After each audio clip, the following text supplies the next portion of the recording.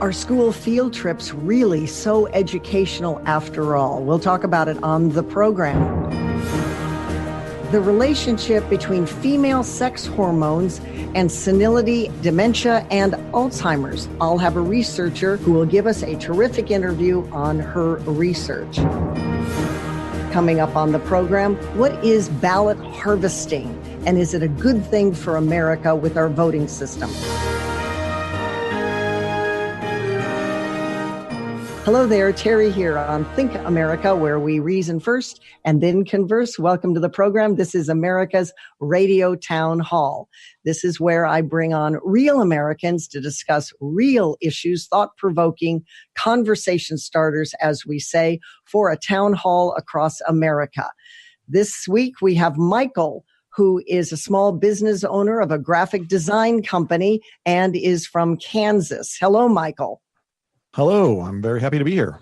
Thank you, Michael, for joining us. And Augustin works in real estate. Welcome to the program. He's from New York. Hello. Hi, Terry. Nice to have both of you. Let's get started as we do another, enjoying another Think America across the miles here. First topic for you guys, a good way to make money and not get taxed on your income. What would that be? It's to sell your goods and services through sharing websites. A lot of people online are doing this. The minimum reporting threshold, though, for people selling their stuff is $20,000. And it's the sharing companies who are responsible for issuing the 1099s to their customers. But a Republican from South Dakota, John Thune, you might have read about him in the papers. He has introduced a provision in the recently passed tax code that would have lowered the minimum income reporting threshold through these sharing companies from $20,000 to $1,000. Michael, to you first. For those people crabbing and moaning about this, they say you can't even sell anything without having to pay Uncle Sam. And Thune and others should never have done this. They don't want to pay taxes if they earn under $20,000. And now with the $1,000 threshold, that's all changing. What is your just general overall thoughts on something like this? Well, I watch this kind of thing very carefully because the last thing I want is the government getting involved in me selling something at a garage sale or online. And I was a little confused by this legislation. On the one hand, I was under the impression that they were going after sharing services like Uber and Airbnb and stuff, and Correct. not people selling personal property, but that wasn't really very clear. I do remember in the beginning, Amazon didn't collect sales tax on out-of-state sales, and everybody predicted that when they started, that would be the death of Amazon and online sales, and that didn't happen. I'm not a big government guy. I really don't want them taxing personal property that I sell at my garage sale. But that said, I'm kind of torn. If you're in a business of selling things as a business, in other words, if you're involved in Airbnb, you're really in the rental business. And so you should be paying taxes on the income, but frankly, you should also be collecting the same rental tax as every other rental property. And the reason I say that as a non-big government guy is I don't like us being in the business of picking winners and losers and taxing some people and not others. I like a level playing field, but maybe that's just me. Well, there is Airbnb, and yes, people say, well, that's my personal bed. I own that. It's a guest room and all of this, but they're making a fortune on it, many of them. Especially if you do Airbnbs and you're going, let's say from Kansas, where you're from, and you go to New York and you see the Big Apple and you're having a great time, and and you're saving money through that Airbnb that you would spend on a hotel, but it's a little cheaper for you, and then they're not reporting that, really. That doesn't seem fair. And what about Uber, for example? So, Augustin, what do you think about this? Well, I think that's the clear distinction is what are you just selling something like a one-off item, or, is this the exception to the rule, or do you actually have a business? If you're a regular Uber driver or you regularly rent out your apartment, it seems as though the threshold should be much lower. But I mean, if you go down to $1,000, it seems like that would be just collateral damage, that you would include a lot of people that are just selling one-off items. And I agree. I don't believe that the government should get involved with everything, and that seems like it would run the risk. But what is the threshold? Should it be 1,000, 5,000, 15,000, 20? Should it be 25,000? It's very hard to tell what the threshold is, because $1,000 is unreported income, and you should be paying your fair share. You can't skirt the law. Cough up what you owe is what the other side says. This really, it's a threshold issue, Michael, and it's also what goods are you selling? True, the government shouldn't be in your backyard when you're having a garage sale, for crying out loud. And yet it might be a wonderful antique that you don't know is an antique or something. You made some pretty good change on it, and, maybe you need to cough up what you owe. Well, I agree with the point that was just made. If you're selling one item, that's one thing. If you're manufacturing furniture in your garage and selling it, that's another item. But I love the way the government deals with this. They never make minor adjustments. On the one hand, it's 20,000. Now we're going to go down to 1,000. Mm-hmm. I mean, and where is that number? I mean, we all know that if you do a financial transaction in your bank of $5,000, it's now a line item that's reported to the government that you involved $5,000 worth of cash. So they claim that's to catch drug dealers. But on the other hand, we got this $20,000 limit over here. So they want to catch some people and not others. That's what it looks like to me. And as usual, it looks to me like it's unfairly applied. Well, yes. So there's two threads here. One is the level of where that threshold or that ceiling is going to be. The other is, what is it that you're selling?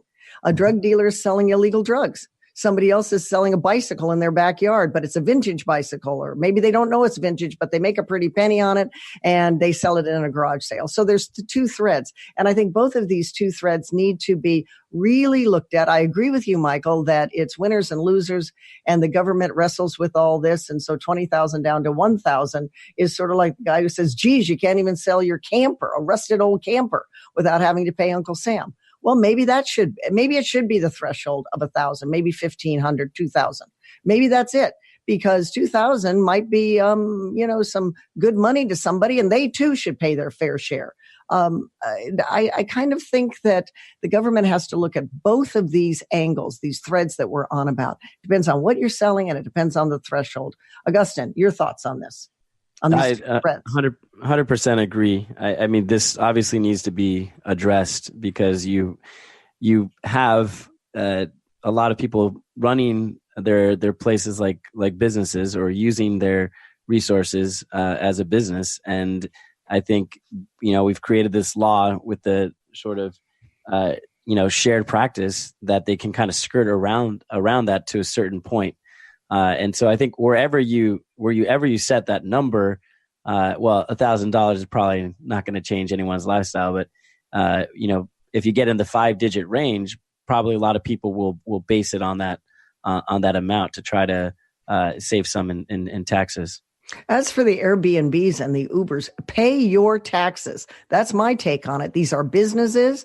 There's Uber drivers that are doing very, very well because they're at the ready to take anybody anywhere at any time. Uber is a big company now. Airbnb, very, very popular. But as for somebody who takes their old clothes out of their closet and puts it up on a consignment bed, let's say a woman who is a fashionista and she's got beautiful clothes, but it's just out of style now with the big shoulder pads and the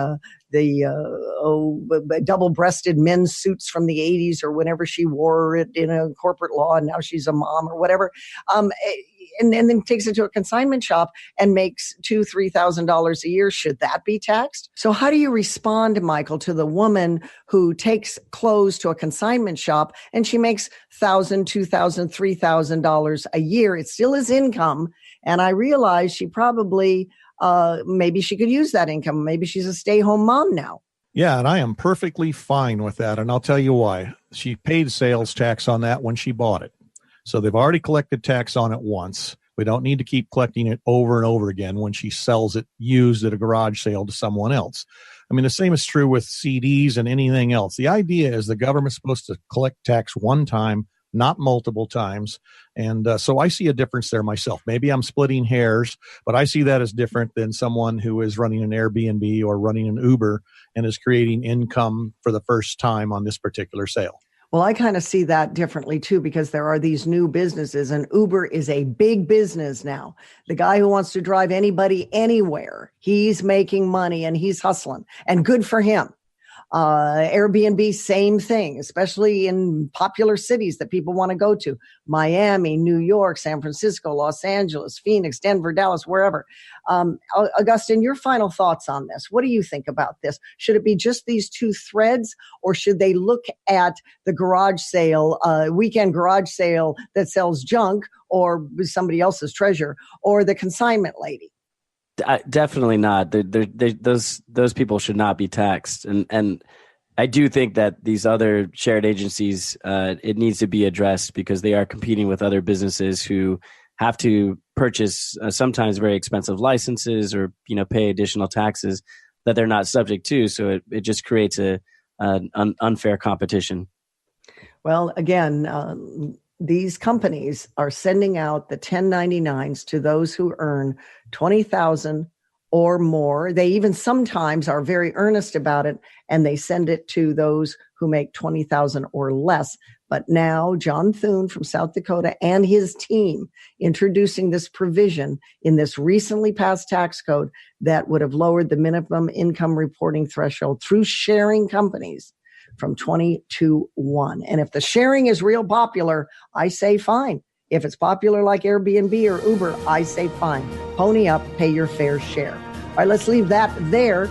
Remember, you can always find us at thinkamericaradio.com. Subscribe to our podcast there with the red button at the top of the homepage. Straight ahead, school field trips. Are they really so educational?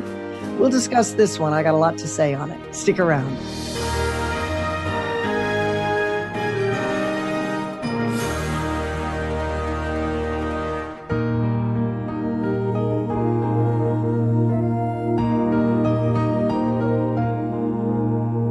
This is Susan Murphy, CEO of Think America Radio, with a Christmas message on what trends in America today.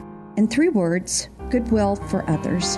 Charity, philanthropy, love, compassion, humanity, and raising money for those in need are still hallmark characteristics of Americana. Goodwill, hard work, a sense of fairness, individualism, and entrepreneurship are what ultimately define our culture and history. All of these quintessential American traits are still alive and kicking today, no more so than the Christmas season and New Year season. How do we integrate our deep sense of Americana with the reality of corrosive and divisive politics that exists today? I say, be vigilant of government and protect your individual freedoms and constitutional rights. And don't forget a huge dose of goodwill toward others that defines the promise, the spirit, and the hope of America. This is Susan Murphy for Think America Radio. Thank you, and Merry Christmas.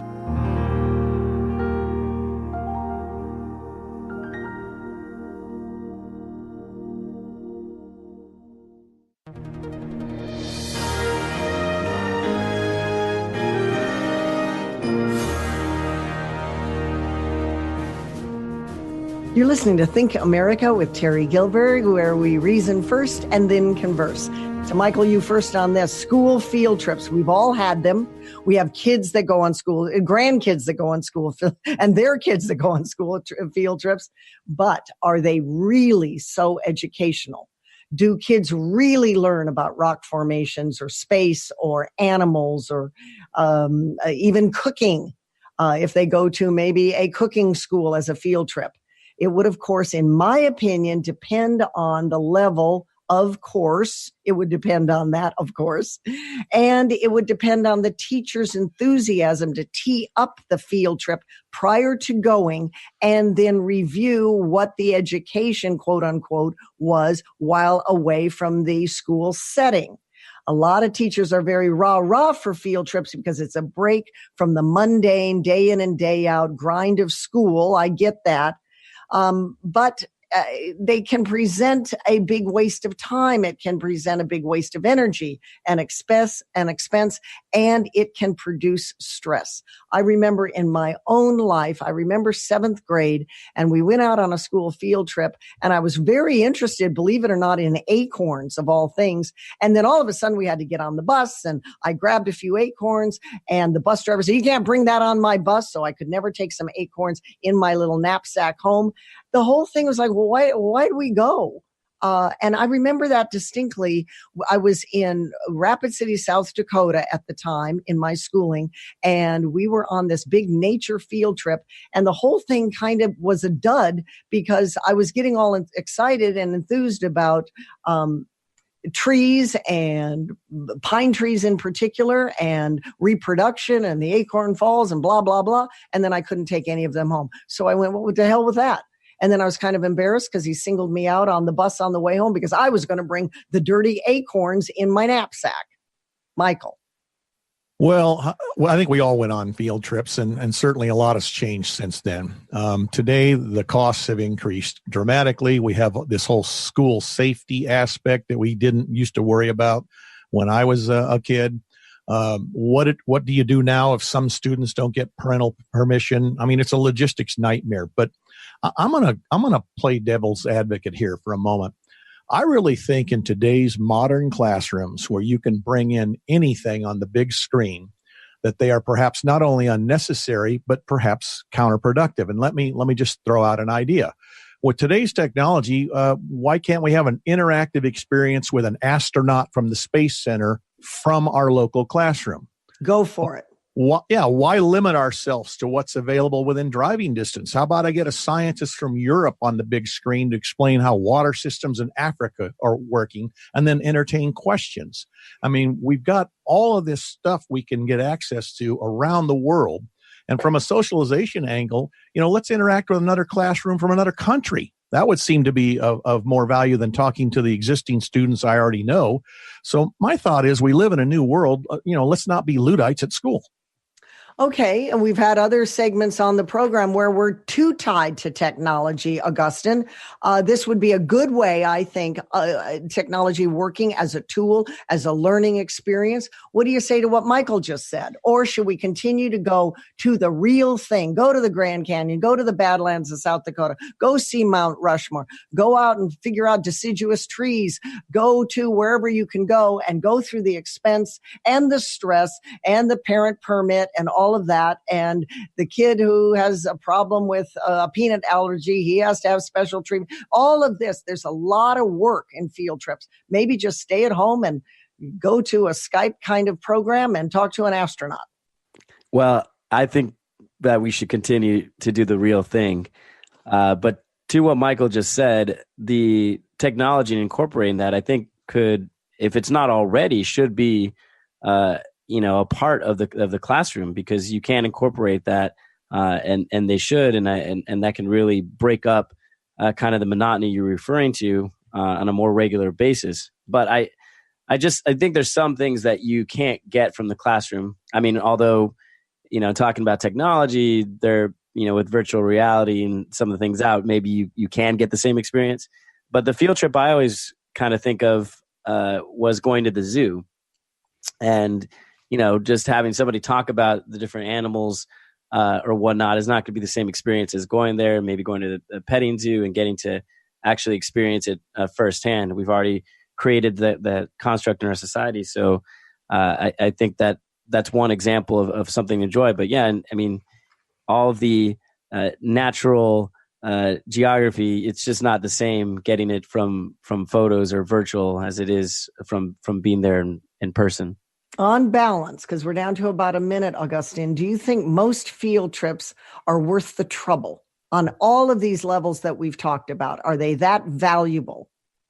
Most field trips, probably not, but I think that some are. And, there's most field trips I probably can't remember doing, but some are very impactful. And I think it's important to still give students real life experiences. And on balance, Michael, what would your takeaway be? Are they really worth the trouble? Well, I think it depends on the subject, and I think it depends on the class. But yeah, I think there are instances where it could be very valuable. So maybe we ought to just carefully pick the ones we use that for and then do the other approach with the rest of them. All right, let's leave it there. Good discussion on that. And, field trips, they might be a dying thing now with all this technology. Nonetheless, we got to get out of the school setting too and get out in Mother Nature. All right, straight ahead, let's talk about female hormones and how it affects memory. Very interesting conversation with a PhD in behavioral neuroscience. Stick around. Think America, thinkamericaradio.com. Click on our podcast tab at the homepage. I'll be right back.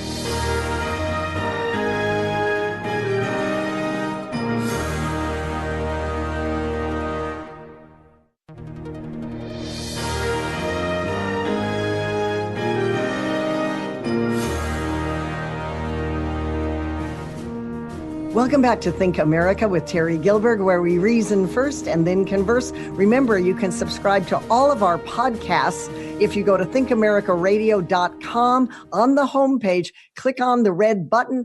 All of our archive shows are there, thought-provoking conversation starters. And this is one.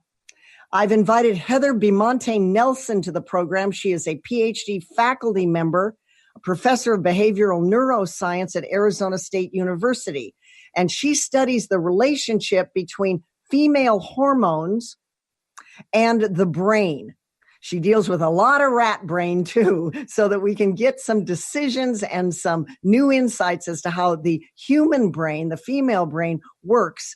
One of the interesting things that I learned when I went to one of her lectures is how estrogen gets through the blood-brain barrier and actually helps against senility, dementia, and Alzheimer's. Welcome, Dr. Bimonte-Nelson, to the program. I'm delighted to have you on Think America. Thank you so much. I'm so happy to be here. Okay, I know you deal with a lot of rat brain. Walk us through on a sort of basic level what the rat brain tells us about the female human brain in this regard. Many of the brain areas in the rat model the human. So the rat is a wonderful model for studying the effects of various hormones, various drugs on these different brain areas. And this is true from the structural level all the way down to the molecular level.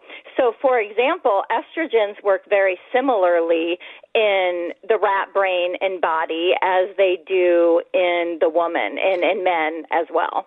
Are these female rats, and are you looking at any estradiol or equivalent estrogen in the female rat to sort of see this relationship? And then with that, you have formed these theses, this hypothesis that says, look, maybe the same with women, especially women who are menopausal that lose estrogens. Yes, the trajectory of change in the rat with age regarding the menopause pathway is different in the rat and the woman. So we model that in the rat by inducing menopause. So, for example, menopause in a woman is due to the ovaries losing their follicles across time. And the hypothalamus and pituitary responds to that by increasing FSH and LH and telling the ovaries, give me more hormone. But the ovaries of the woman don't respond in the same way when they're older. The rat, on the other hand, has the hypothalamus and pituitary that undergoes some age-related changes, but their ovaries respond normally. So what we're able to do in our rat model is induce a depletion of the follicles in the ovary. And what happens as a result of that is the FSH and LH from the hypothalamus and pituitary increase, and the estrogen and progesterone decrease, just like in women. So the beauty of this is that we have a lot of control in our rat model.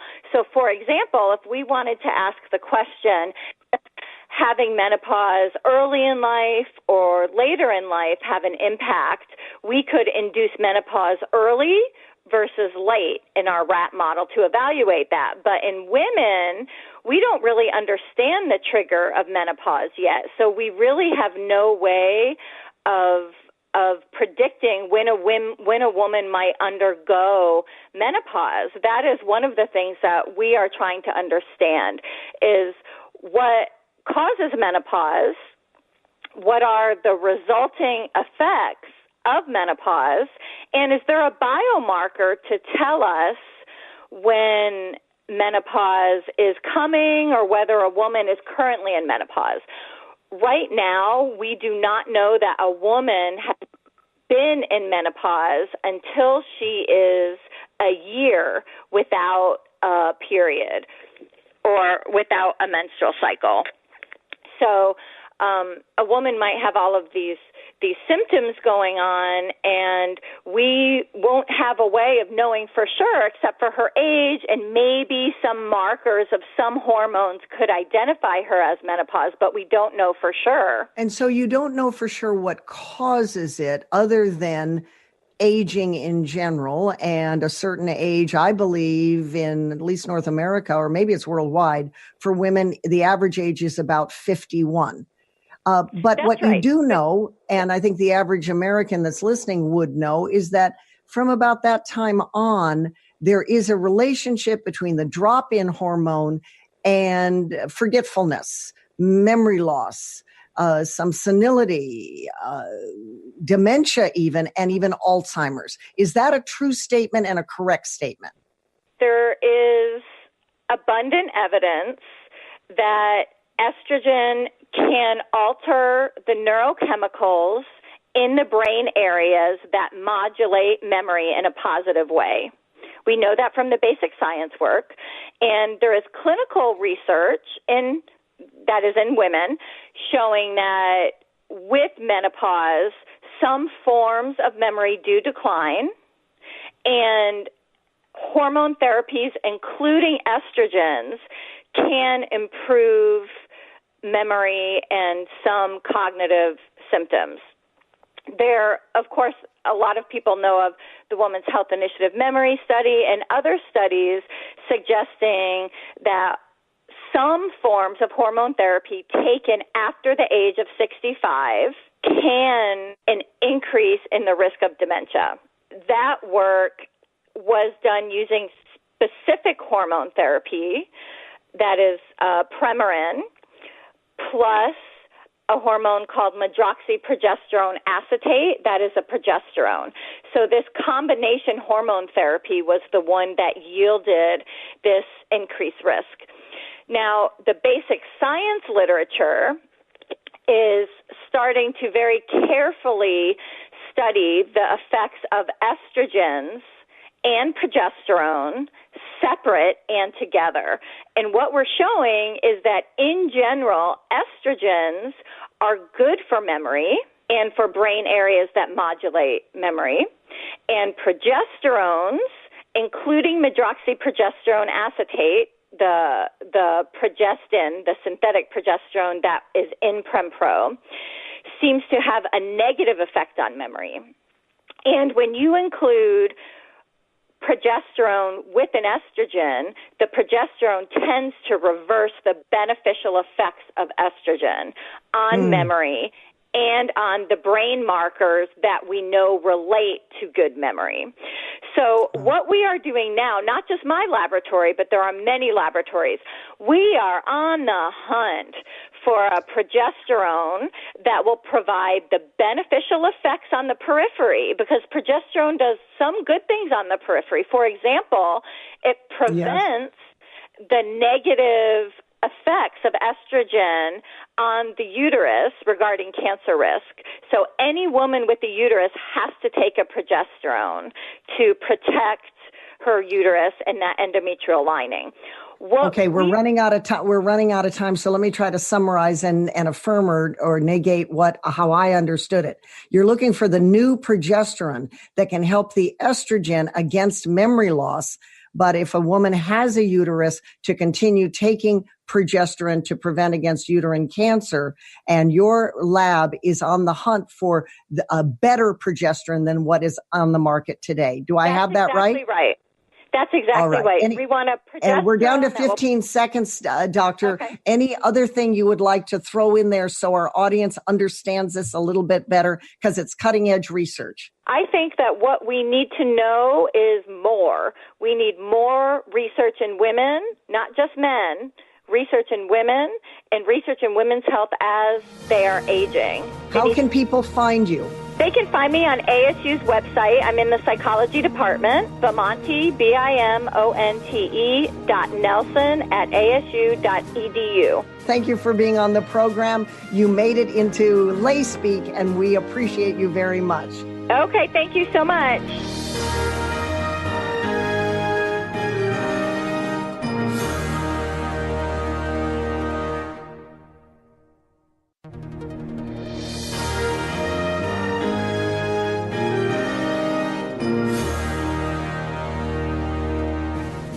We're back on Think America with Terry Gilbert. Reason first, then converse. Find us on our website, thinkamericaradio.com. Subscribe to our podcast there. It's easy. Just click on the red button. You can get all of our archived shows. We have Michael and Augustine with us. What is legal in California and might assure Democrats a win with political dominance, even in solid red states? It is something called ballot harvesting. It's also called ballot collecting.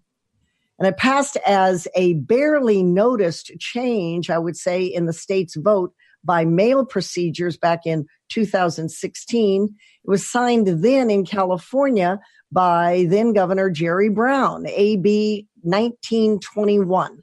It allows voters to give any third party, and not just a relative or someone living in the same home as was previously in the law, but a third party to collect and turn in another person's completed ballot.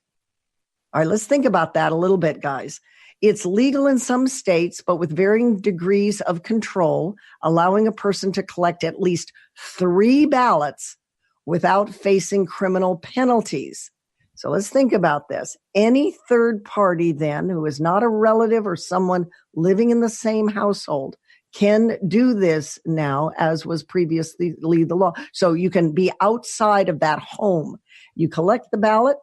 You can do 3 without facing criminal penalties. In a North Carolina situation, and this is illegal, by the way, in North Carolina, a Democrat congressperson may have lost due to Republicans' ballot harvesting. Michael, is this a good thing, a bad thing? Is this, regardless of the legality right now, we'll get into that in a second, is this something we should be encouraging, this ballot harvesting? Absolutely not. Many states already ban this practice, and I think it needs to be banned at the federal level, and I think it needs to be done very quickly. I think if we fail to do that, we're going to end up looking at a France-style demonstration, because I think this is really, really serious. And in my opinion, those engineering this are clueless as to the risks and the consequences. And I do not buy into the notion that it's about increasing voter turnout. In California, they were specifically seeking out Democrats that didn't vote or independents. They weren't talking to any registered Republicans. So it's not about trying to get everybody to vote. You know, my personal opinion on this is, if you can't be bothered to vote, maybe we shouldn't want you to. We all know that voter fraud is endemic in this country. Even those people that won't admit it, they know it. Those that benefit from it are the ones that don't want it stopped.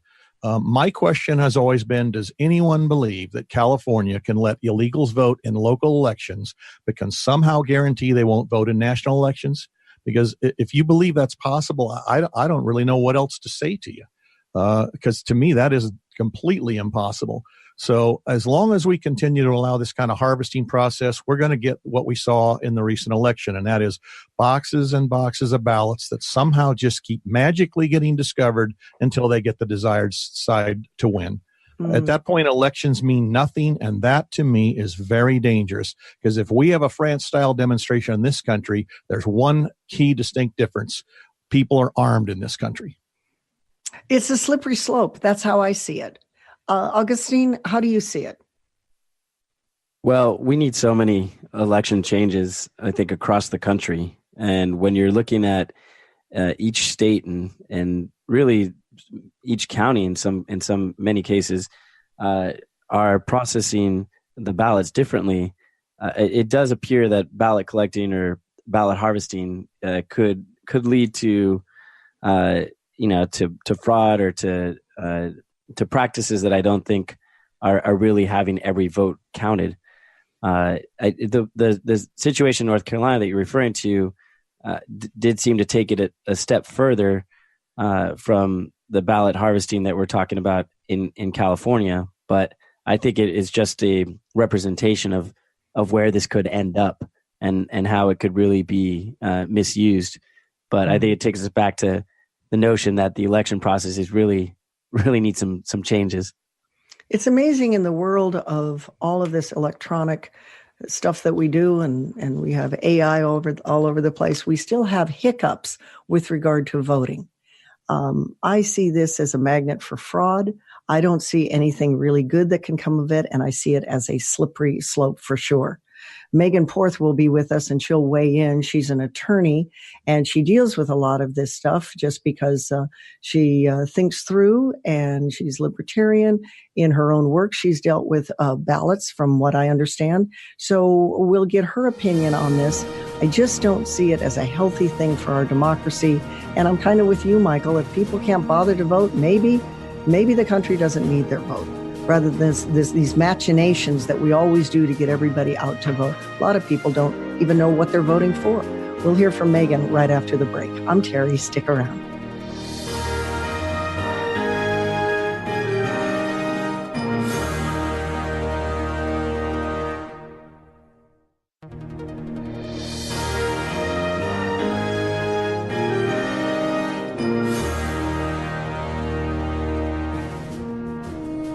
We've been talking here on the program about ballot harvesting, or also called ballot collecting.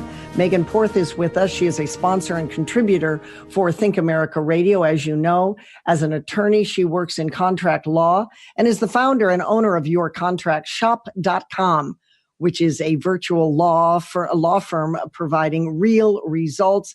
Megan, what is your take overall in general about ballot harvesting? And now California wants not just a relative or someone living in the same household as was previously the law to be able to collect and turn in another person's completed ballot, but they want to move that now to a person outside that nuclear home or that household to be able to do it and collect 3 ballots. Your take? Yeah, I actually don't have much of an issue with ballot harvesting. I've seen that it's used more generally by the left than it is by the right. And I think that this is because traditionally you will find people who are low income and minority voters who are not necessarily making it to the polls, if you will, right? And you could say that they're somebody within their nuclear household can deliver it, but those people are usually working or incapable of getting to the polls. So I don't have much of an issue with it because I am a proponent for having as much access as possible to the electoral process. Obviously, there are issues where we are having certain ballots are collected and certain ballots are not. But I think that, again, and I don't want to call this the free market because it is our democratic system, but it essentially is a free market system, that will play out in each election, Terry. If conservatives and libertarians, the Green Party, they don't like the fact that Democrats are only picking up ballots for their liberal voters, then they will go out and do ballot harvesting themselves. Now, there are a number of jurisdictions that have actually outlawed this, and the Supreme Court has upheld these bans because it's a state-by-state issue. So it's really interesting to see how this is going to play out. But I personally don't have much of an issue with somebody going door to door and collecting it. In fact, in 2004, I helped run a statewide initiative in my state to encourage voters to allow voters to vote by mail in my state. And that was a really crazy notion when I was doing that. So I think the more accessibility, the better, Terry. But you don't see this in general as being open for abuse, in fact, a magnet for fraud. Michael, in the previous segment before you came on the air, one of Terry's talkers today said he looks at this as a super problem. And if you aren't interested enough in voting, maybe the nation doesn't need your voice. Well, I think that there's more to it than just not being interested in voting. The issue becomes accessibility. It becomes whether or not something tragic happens that day. We're talking about single moms with maybe who have 6 children, single dads, people who are disabled, people who are elderly, people who have lack of transportation. There's a number of issues. And I know that there are vote by mail initiatives that are attempting to resolve some of these things, but it still isn't 100% perfect. The Constitution does not allow voter registration and voting for only those who care, for only those who are highly educated, for only those who have an initiative and who can get in a car and drive down there. It is a vote for every person who is over 18. That's it. We don't get to qualify it because we don't like how they're going to vote. Well, that's another perspective anyway. I think it's a bit of a slippery slope. That's my take. And it's particularly a big slippery slope, my take, in California. California, the state legislature is all Democrat anyway. And this is the push in California to make sure that more people vote Democratic. What you got in Change Your Life Technology, sponsored by your virtual shop. Sponsored by your contractshop.com, virtual law firm providing real results. Megan. Well, as you know, Terry, whenever a bone is broken, especially when there's a massive amount of damage, it's really hard to repair very large segments of bone. And we're seeing this a lot with some of our veterans out there who have had a ton of damage, injury because of their service. Well, there's some surgeons and some professors out of the University of Arizona who are looking at using 3D printing and an individual's adult stem cells to create a scaffolding where the stem cells can link to the scaffolding and actually repair very large segments of bone. The DoD has just granted this particular professor, John Civic, a 5-year, $2 million grant to study this, and we should be seeing trials here in the next couple of months. This is really exciting because, as you know, complete bone formation is a new thing. And I love the 3D printing. I love that. I think that's technology that is superb. I think it's wonderful. Thank you, Megan, very much for being on the program. Thanks for all of our listeners and all of the people that write to the show. And today, a special thanks to Michael joining us from Kansas and to Augustine from New York. With that, please go to our website and check out our podcast. It's in the right-hand corner at the button. Subscribe to all of our podcasts on Think America. Thanks for joining. I'm Terry Gilbert. Reason first, then converse. See you next time.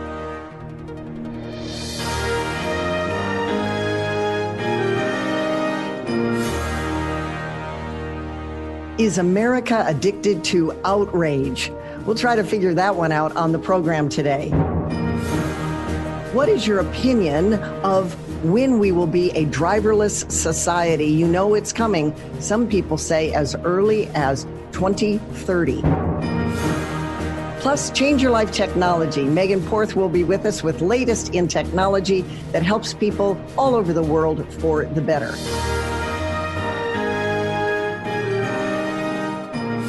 Hello there, Terry here on Think America, where we reason first and then converse. I'm Terry Gilbert, your host. This is America's Radio Town Hall. I invite everyday Americans to come on the program with me as we download and share our thoughts on thought-provoking conversation starters. To get you going, we have Michael. Michael joins us from Kansas. He is a graphic design small business owner. Hello, Michael. Nice to have you. Thank you. Happy to be here. All right. Very good. Augustine joins us from New York. He is in real estate, residential real estate. Hello, Augustine. Hi, Terry. Good to be here. Nice to have both of you. Let's get started right away. I want to hit on this topic, guys, of America, whether or not it's addicted to outrage or not. This is an interesting question. So says a writer from the Wall Street Journal. I picked this up because, well, we are outraged about everything, are we not? Outrage is a signature emotion of American public life, so writes Lance Morrow in the Wall Street Journal. If you are outraged about something, It makes you extremely shocked and angry, and you sort of bubble up with your emotion and you get it out and you have righteous indignation, as they say. Of course, that's a natural consequence. And in fact, one definition of righteous self-righteousness, or this righteous indignation, is that it arises, he says, from an outraged sense of justice or morality. We can come to feel holier than thou because we're always outraged over the conduct of somebody else, not so much ours, but it's somebody else. So, Michael, I'll start with you. Are we in America addicted to outrage? Well, it certainly seems like it. I remember that old bumper sticker, perhaps you do too, that said, if you're not outraged, you're not paying attention. And I think back in the day that was more referring to the government. But I think what we're dealing with is the inevitable result of us prioritizing feelings over thinking. It's amazing to me. Whenever I ask somebody what they think, their answer starts off with, well, I feel. And people I know who, quote, feel, believe that they are superior to those cold-hearted thinkers like some of us who are just so unfeeling. I think it also has something to do with the level of self-absorption that I perceive going on in this country. Everybody takes everything so personally, like it's directed at them personally. I don't have that problem. People can say just about anything to me. I think social media plays a big part in this. You can mouth off and get aggressive and have no consequences. And out in the real world, that doesn't work so well. I don't see it. I don't see it waning anytime soon.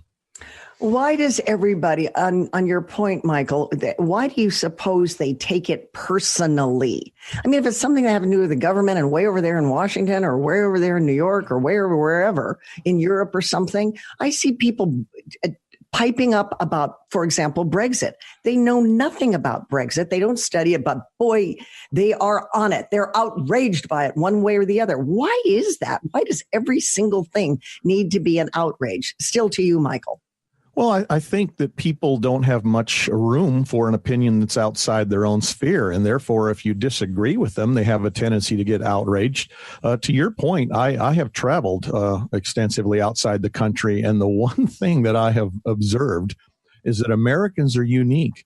We can have an opinion about anything, whether we know anything about it or not, because I would get involved in discussions with Europeans and they would say something like, well, I don't actually know anything about that, so I don't have an opinion. The first couple of times that happens, you're like, whoa, that's different. How refreshing. Yeah. Then you realize the problem we have, which is we have an opinion on everything. And again, I think it's generated by feelings. See, I think opinions should be based on thought process. Okay, I've analyzed the data. I've analyzed what's available. This is my position. That's a thinking process. But if you're just feeling, it pretty much comes from your bowels and you just kind of throw it out and you have an opinion on everything. Augustine, what's your take? Yeah, to piggyback on something Michael said, I believe that social media plays every part in this. We just have created a mechanism by which you can blurt out anything you want immediately, and people will start responding to that. It's kind of an appealing. It's an appealing way to interact in this day and age, and unfortunately. Because I think you do end up just getting raw emotion versus actually thinking through what the issue is and fully understanding it. And we again, social media filters what we want. So many people only get the news that's appealing to them. They don't even see both sides of the story or get the nuances of many arguments. Would you say, as in the article, that it is like a shot of pure opium into the bloodstream? And we love this. We're like an addict with it. We want this all the time. We're hyped up. We're staccato about it. I think of it that way. Every day there's something in our inbox from a news source, or it's on the television, or, as you say, social media. I think we're all in agreement on that. Is it like opium that we thrive on the hit of the day? Yeah, I think so. It's like opium. It's seductive. So many people, that's how you wake up and you can engage now more quickly than you could in the past. And so I feel like that's where it's a bit different than when you just would wake up and read the paper. Is now you have a way to engage and express the outrage. So it becomes more like an addiction. And so I think that is very accurate. I do too. I think for me, when I break this story down, guys, it's as if we are addicted to the drama. There's drama here and drama there, and it's lifestyle drama, and it's hard news drama, and there's funny drama, and it's drama, drama, drama. And then when we get our outrage is of that plethora of drama out there, something is going to touch us personally that we don't like. Then we get outraged. Then we get self-righteous, and we become holier than thou. We become, oh, wait a minute now. Let me tell you about the Vietnam War. Let me tell you about the Gulf. And we see this, right? We see this. Well, I was over there, and you don't know what. We cherry pick what our outrage is based on all the drama. Well, I met Kim Kardashian and she isn't like that at all. Or Kanye West this, or I know President Trump. I was at one of his rallies. So we cherry pick what is personal to us. And if we don't like what's in the drama because it hits us wrong, then we get self-righteous because we know better, Michael. Oh, I agree. I think that's absolutely correct. I mean, remember when we used to use the phrase, don't be a drama queen? I mean, you can't even use that now because everybody is one.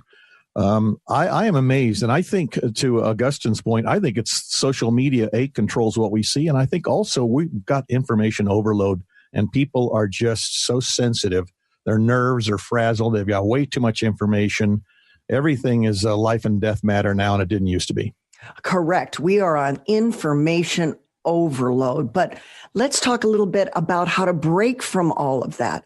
For me in my job, Michael, I don't know how to break from that because I can't. My job is intrinsically linked to everything I get on my computer screens. That's how we live and breathe, is through this screen. And it's not necessarily the only way, because then you got to relate to the boss. You got to relate to people too. So rather than a substitute that we're all looking at a screen, which is bad enough, then it becomes an addendum to everything else that we've got to do. There's times when I think, why don't I just pick up the phone and call that person? I am spending more time texting or typing through my message than calling. So it's another tool, but it makes for more, Michael. Yeah, I mean, my entire life is based around technology, so I'm always trying to get away from it. And I always try to read books, actual books, not something on the screen. And I've forced myself to get out and be around people. I like to have conversations with people. And when you're face to face across a table, everybody finds their higher, better self. True, but if the other person doesn't come to the table because their nose is in a screen or their job is too demanding, then you're going to drink alone. Well, that's not the worst thing. Well, I'd prefer that to some people I've drank with, but yeah. No, you get my message. You get my point. Yeah, you just look for someone. What do you say? Well, I think we just have to become more informed and communicate. The communication part is very important, because oftentimes, and if you look at these chains on Facebook, there's not always communication going on. You're not really hearing the other person's perspective.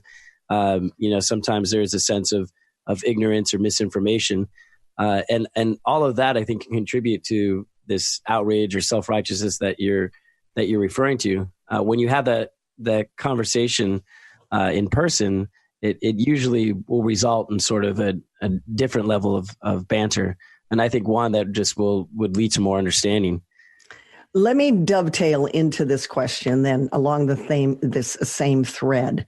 How will we humble ourselves when we realize that with all our outrage and our waving of our signs, and we're in somebody else's face, and it's this self-righteousness, and we're sanctimoniously holier than thou, and et cetera, et cetera. And then we find out we're wrong.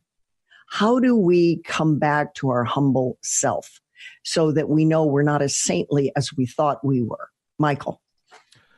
Well, first, I try not to get out over my skis, so that ends up being a problem. My views on whatever the topic is we're discussing are based on whatever the current available information that I have is, and I am willing to change it as soon as I get better information. So I ask people, like when I get in conversations and somebody gets heated, I usually say, Why do you think that way? What supports that position? What shocks people because they're expecting me to arm wrestle across the table, and I just put it back in their court and ask them, and that tends to calm people down. And it people gives do them get a pretty platform excited. that they can describe why they do in fact think that way.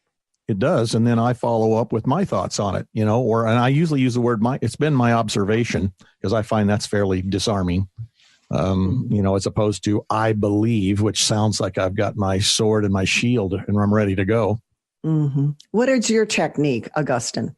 I think that we are accepting people being wrong more in society. The only thing we can do is kind of circle back to, having that conversation and sort of accepting other people's point of views. And I think as we look at accepting people being wrong, that it's just not as big of a deal as it used to be. So, well, I agree with Michael. Don't get ahead of your skis, because the bigger you are, the harder you fall. That's a good message, and I think for this entire audience as well as we, our individual selves. Let's leave it there at this topic. America is addicted to outrage. I do think that's true. We'll move on and talk about driverless society and when we will become a driverless society, what your thoughts are. I'm Terry Gilbert. You're listening to Think America. Reason first and then converse.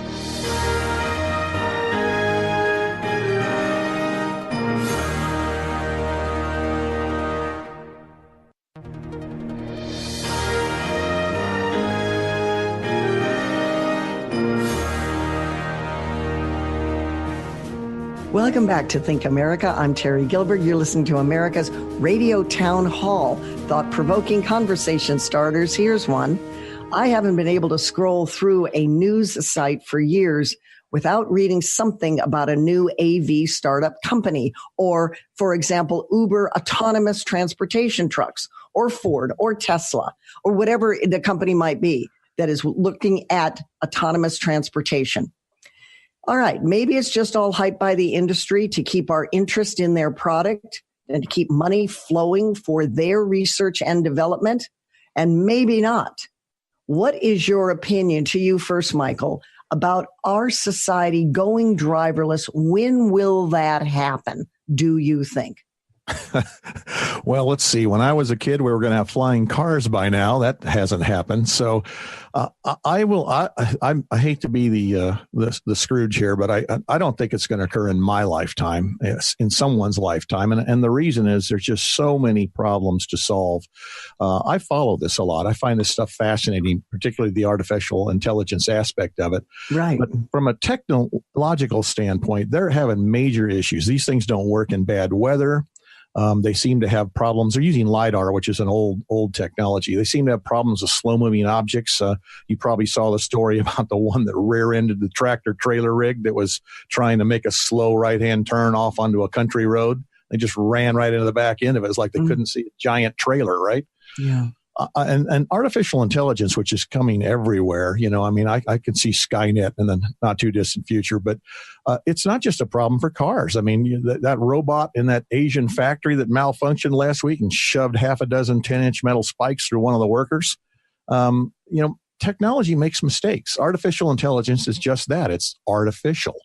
So, but for me, the ethics aspects of this I find fascinating. In China, they're doing something very unique. They're actually setting algorithms in their autonomous stuff to prioritize hitting bicycles and motorcycles over cars. Correct. So they'll kill less people. The article The Week made that point.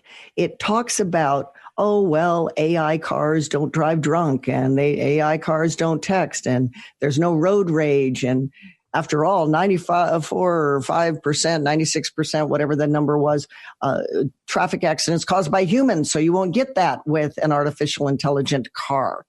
And now we're doing algorithms that have moral algorithms to them. So if it's got to make a decision about hitting a bicyclist versus another car, it might hit another car because the person on the bike would be dead.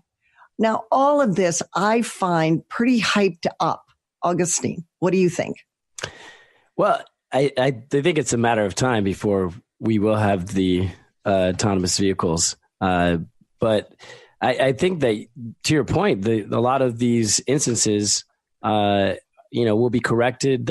It's a new technology. We're going to have challenges as we move forward, but I think if you look at where we're heading, I mean, this is AI is kind of the talk about everything right now with blockchain technology and with some other technological aspects coming into the picture. And I think autonomous vehicles are, I would say, maybe 15 to 20 years. It's always going to be longer than what they predict. I think they're predicting by 2030, maybe by 2040. I think we're looking at it being the majority. Well, many articles are talking about these AI vehicles on the roads, and we see them all over the place by 2020. That's not going to happen. Take over by 2030. I'm with you. It's not going to happen, but it will happen eventually. Cal Berkeley did a very interesting study and says that 300,000 truck drivers will lose their jobs over 25 years, between now and 25 years, because of AI or autonomous transportation trucks. What is your take on that, Michael? Well, if they do, in fact, go to that, you're obviously going to replace the driver, so that there is some reality to that. Everything I've read, and maybe I haven't been reading far enough, is that on the truck side of things, they're planning on still keeping a driver in there with the vehicle, which is probably a good idea because this is a device that has the ability to plow through half a dozen cars. These are very heavy rigs. There's going to be displacement, but on the other hand, somebody's going to have to maintain all these autonomous vehicles. So there'll be jobs opening there. Well, jobs are like rainwater. If it rains here, it goes away from this other area. There's always other alternatives. And I don't see that happening. For me, the wild card on all of this is lawsuits. I mean, all you need is one massive lawsuit, and all of a sudden we go backwards because we were making quite a bit of progress on this. And then there were those incidences where people got hit and killed, and all of a sudden everybody pulls the horns back, and now we're going slower. So I think it's going to go forward, 2 steps forward, 1 step back, 2 steps forward, 1 step back. We'll get there. I just think it's going to take longer than they're predicting. I tend to agree with you, and I'm not really big on all of this. I want to jump inside a driverless car like, I don't know, in the next 50 years when a lot of the wrinkles are ironed out. And I do think in the meantime, there will be a ton of lawsuits, both for the manufacturer, the poor truck driver that might be in a driverless car, but he's in the back sleeping maybe, but he was supposed to be in the car. It reminds me of the 49-year-old pedestrian that was killed in Tempe, Arizona. The robot driverless car, read the bike incorrectly. So that was a problem there, and the lawsuits mount.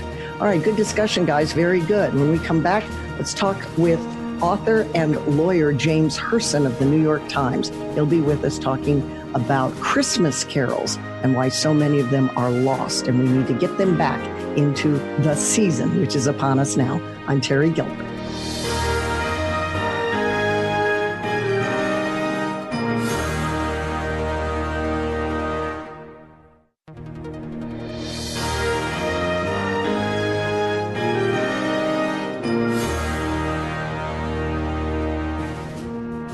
We're back on Think America, and I'm delighted to have on the program James Herson.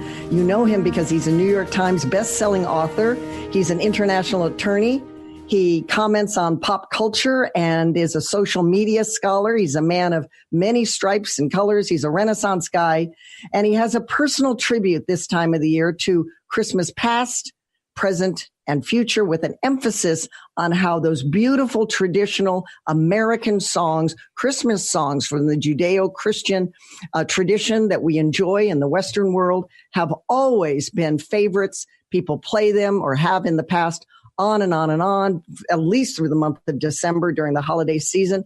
But they have come under attack by the left. Welcome, James. I want you to elaborate on this because I think your theory is right, but I want to hear it from you. Welcome to the program. Great to be with you, Terry. I grew up in the city of Chicago. I grew up a long time ago, but Christmas was so important, in an otherwise bleak time in terms of weather. There was this incredible bright spot, and as a child, going even to a public school, we had Christmas songs that we sang. We had a Christmas pageant, and I happened to notice just recently, just a few weeks ago, in the state of Virginia, there was a school that had a tradition of a Christmas play, and they had banned all songs that referred to Christ. And then I was researching this on college campuses across the country. They're not just content with using political correctness to ban, songs that refer to Christ. They're banning Christmas gifts, Christmas trees, and the word Christmas. The word. So it's strange. I mean, this is a time, it's an official holiday of the United States of America. It always has been. And people of all faiths take off work, spend time with their families, and lots of people who are not Christian get trees, decorate them, get gifts, express love for their families. It's a time, of course, where there's traditions. And part of these traditions have to do with our cultural heritage. And so, people have a misunderstanding. They think that this Christmas expression somehow is illegal in a public setting, and that's not true. And of course, they experience the same thing that we all do. They go out to shopping venues, to the malls and to the big stores, and sure, they hear lots of rocking around the Christmas tree, but they're not hearing the songs that refer to the reason for the season. It's whose birthday it is. And exactly. Those are some of the most beautiful songs, beautiful music, uplifting that you could ever imagine. So, yeah, I created this because I have a music background.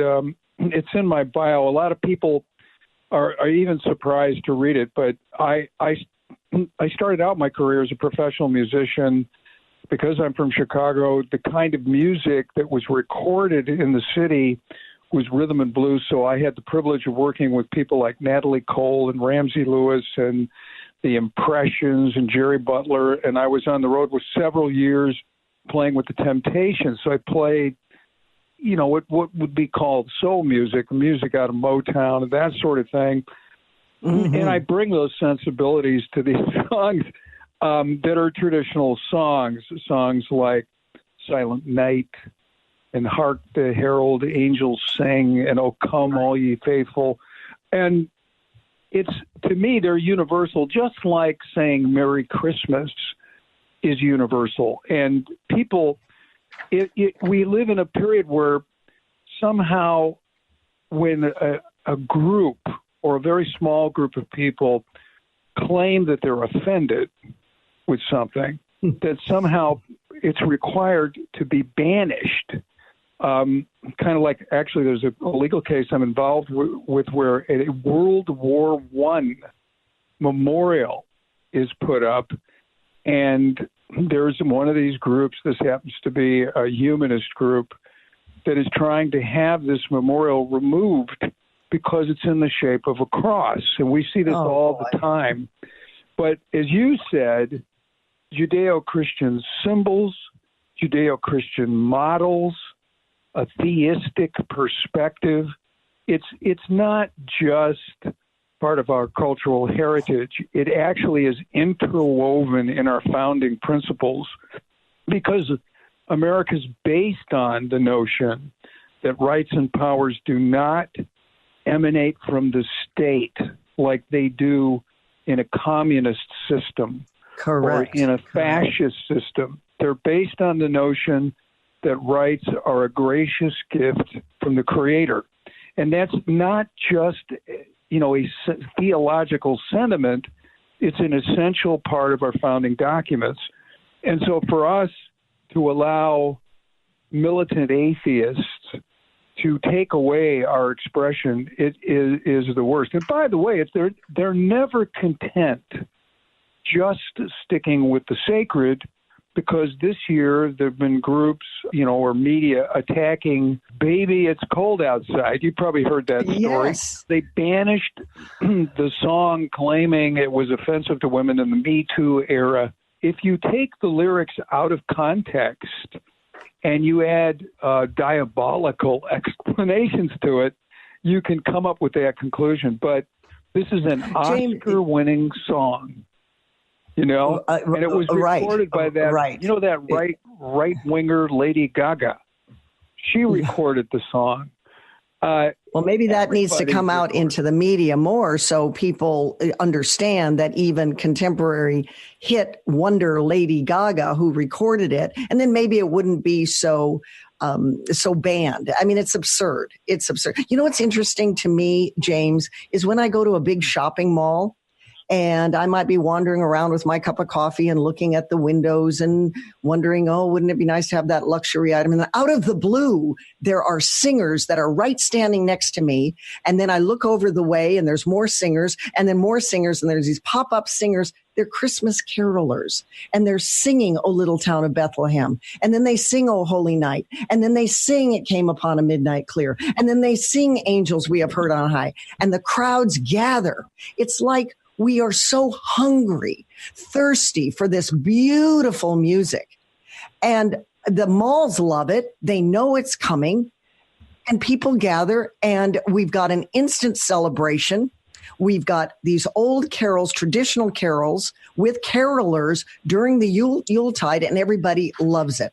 So that, I think, is in part a bit of a solution to losing all of this beautiful music at Christmas time for the militant atheists that don't want any of it. They destroy, but these pop-up carolers create anew. And I, for one, love it. A Christmas flash mob. I think that's fantastic. And you're absolutely right about the hunger. We hunger for those songs because, in fact, the big department stores, and we've heard this, the so-called war on Christmas is real because the big department stores got together and they experimented with policies. They told their employees not to say Merry Christmas, to say Happy Holidays. They banished certain music from their playlist, and people hunger for those songs. I mean, and the songs themselves, they obviously celebrate the birth of Christ, but that's what Christmas is about. But these songs don't, beat over the head people. Exactly. James, we're down to 30 seconds, unfortunately. Do you want to wrap up your thought on this? Give a website or any place that people can reach you. James Hirson, HIRSEN.com. JamesHirson.com. On the top of the page, they see Christmas album. Click on there, and it gives a link to iTunes and also a link to YouTube where they can sample, listen to it for free.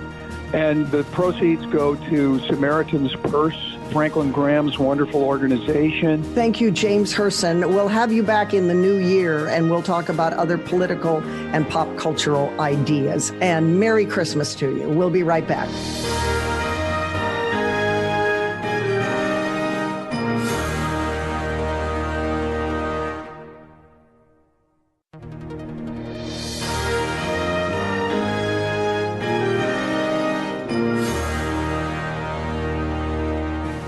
And we're back on Think America. Loved having James Hirson on the program. He's a professional musician too, and played with the Temptations before he went into the world of law, and he continues to do commentary.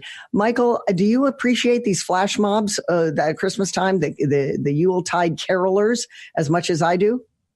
I do, because they annoy the people that are offended by them. So I automatically like them. But, I love the pushback that's happening, by the way, on this Baby It's Cold Outside. The sales have shot through the roof, and it's the most requested song on the radio this last week.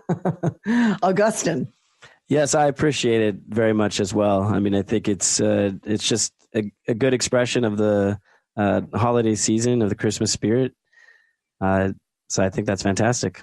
And I think it helps sales too, by the way. Let's move on. Sure. In the 50s, just by way of just thinking about this little scenario, if it's the 1950s, and let's say you learn that your boss, who might be an executive with Philip Morris Tobacco Company, let's say he says there is no smoking at all, even though he manufactures cigarettes. And at that time, let's say you didn't know much about smoking and there wasn't a lot of news about smoking, how it could cause cancer. You thought it was kind of cool.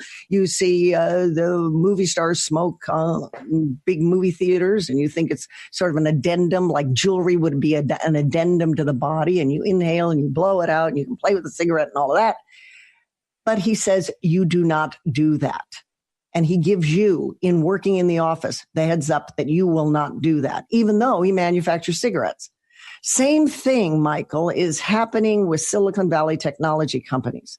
Executives are very, very restrictive about allowing their kids to use the gadgets like an iPad, like an iPhone, like video games that they, in fact, produce and they market to other kids, other parents' kids, but not their own, right? It's not my kid that's going to do it. They want their own kids to be socialized with real people and not with an AI robot, a computer that's on that digital device.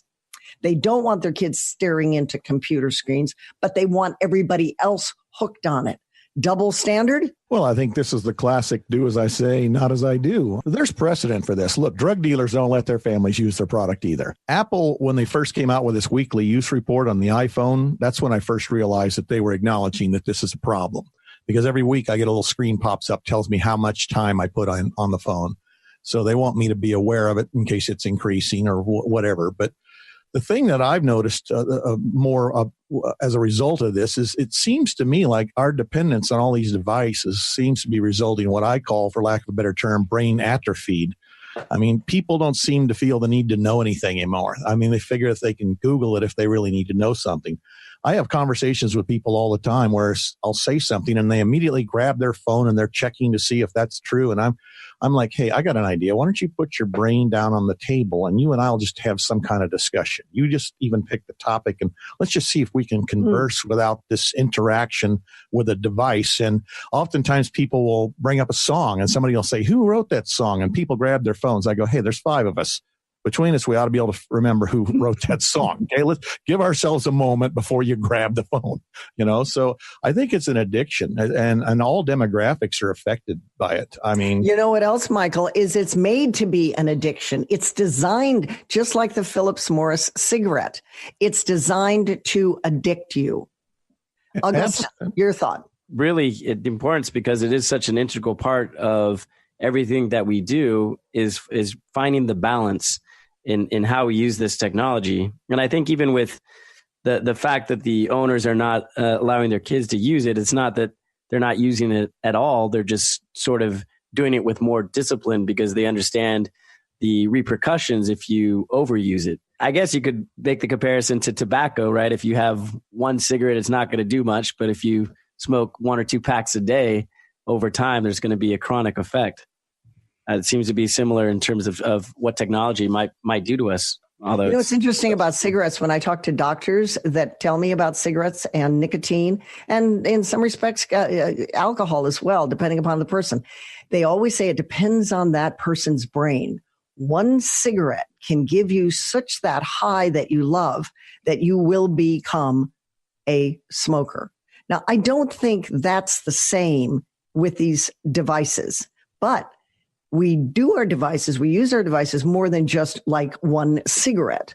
We're constantly checking, we're looking down, who's got to get to me next? Who do I have to get back to? And because it's so instantaneous, it surges in this feeling of, well, as the article says in the Federalist, crack cocaine. It's like crack to the brain. I just texted somebody, so did they text me back right away? Did they pick it up? Maybe they're in a meeting, but the minute they'll come out of the meeting, I'll hear back. So let's see, that puts me an hour from now. Then I can make a decision. It is like crack. We need to leave it there and hear what Megan Porth has to say. Think America. Be right back.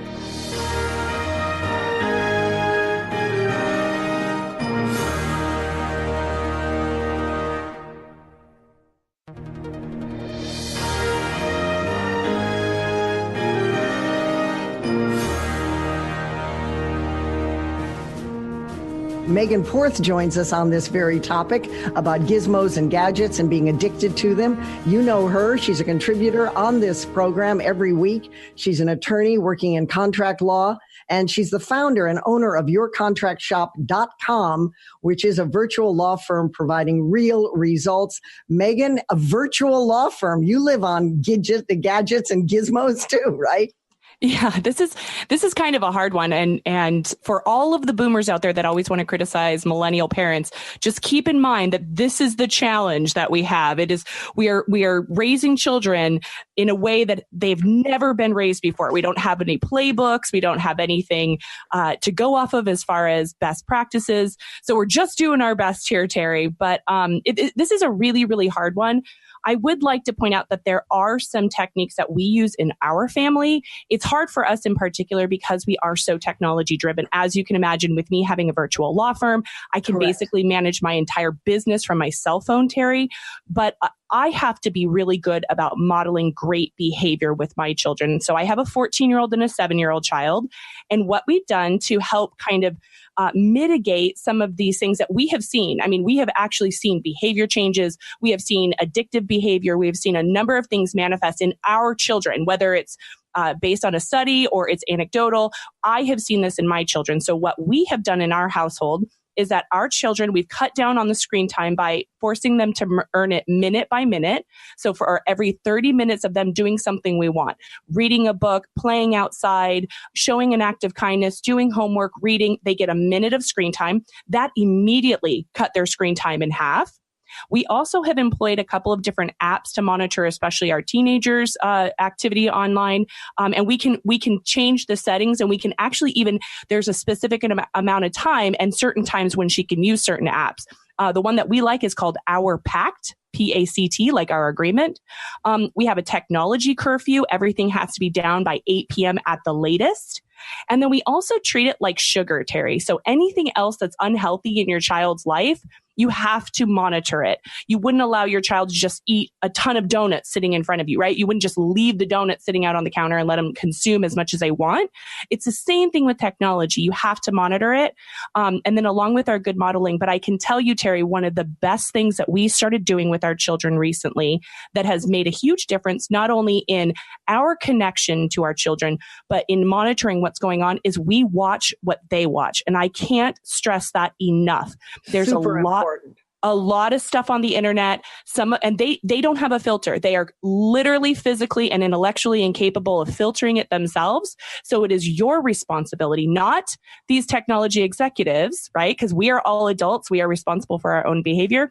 As parents, it is our responsibility to monitor it for our children, because each family and each child is different. So I don't blame the executives. It is our job to learn this. We're kind of learning it as we go for this new generation of technology-based But kids. I want to get this other angle in, because it's an important angle on this story. What do you say to the executives who are extraordinarily rich as they make these devices and these programs that is designed to addict people? Attention span, depression happens, sleep is affected, temper tantrums in kids, and on it goes. What do you say to them when they are producing an addictive effect by design?